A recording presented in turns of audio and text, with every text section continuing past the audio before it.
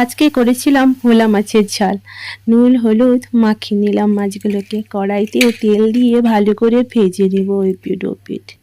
ভোলা মাছটা আজকে রান্না যে করেছিলাম খেয়ে যা লাগছিল না, তোমরাও বাড়িতে ট্রাই করে দেখতে পারো যে কেমন হবে।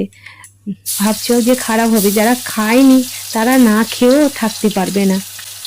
মাছগুলোকে ভালো করে ভেজে নেব, এপিঠ ওপিঠ করে ভেজে নিয়েছি, তারপর তুলে নেব।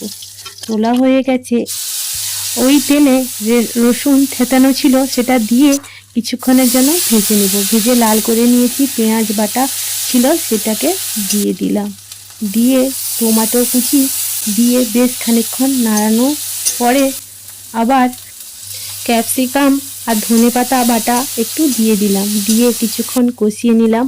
হলুদ, লঙ্কার গুঁড়ো আর যতটা পরিমাণ নুন লাগবে দিয়ে দিলাম।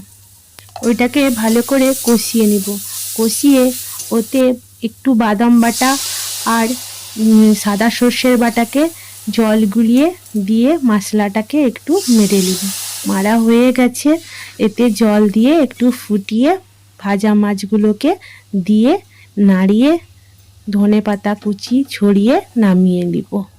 তোমরা কারা এরকম ভোলা মাছ রান্না করে খাও কমেন্টে আমাকে জানিও বন্ধুরা। আমার ভিডিও যদি ভালো লাগে তোমরা লাইক কমেন্ট শেয়ার করে দিও বন্ধুরা। আর সবাই ভালো থেকো, সুস্থ থেকো, আর পারলে আমার ইউটিউব চ্যানেলে সাবস্ক্রাইব করে দিও বন্ধুরা। ভালো থাকবে সবাই।